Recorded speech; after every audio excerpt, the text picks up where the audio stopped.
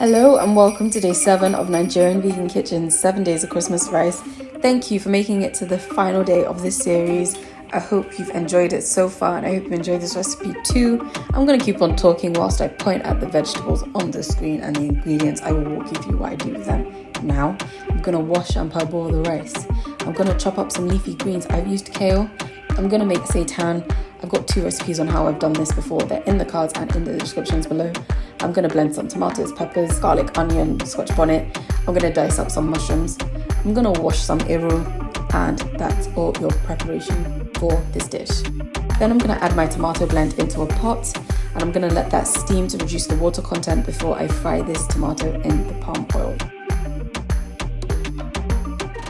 Then I'm going to add some palm oil into a pot. I'm going to let that melt. As you know, I do not like palm oil, so I switch off the heat from under this, and I've just used the same heat from frying or cooking the tomatoes, and I just let that melt with that heat. And then I'm going to add in my onions and put the heat on the lowest heat possible, and it's already steaming. Just look at this. Palm oil is horrible. And then I'm going to add in my iru as well, and I'm going to just let that cook for about 5 or so minutes.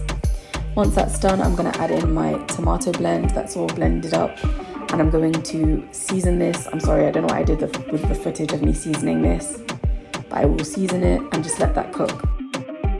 Once that's done and all the oil has risen to the top and it's clearly cooked, then I'm going to add in my thoroughly washed and parboiled rice. Again, I don't necessarily parboil my rice, I just put hot water and cover the lid and just let it sit for a while and then wash it with some hot water too. That way I always know I don't overcook the rice, and then the rice is too soft or soggy for the cooking process.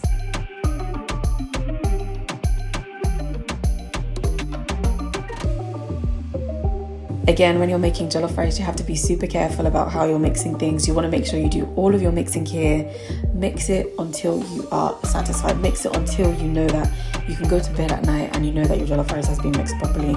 Because once you add water, you cannot stir anymore, or you will have soggy jollof rice.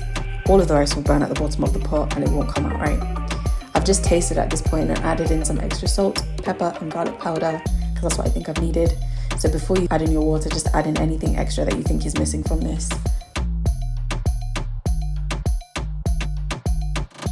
Then once that's all combined, all the rice is combined with the stew, I'm going to add in my chia seeds. Chia seeds are rich in omega-3s.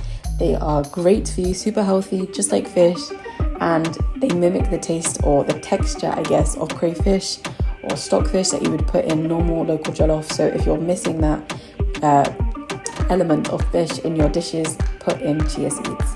And I'm just going to cover the pot with tin foil and let this cook for about 20 to 30 minutes.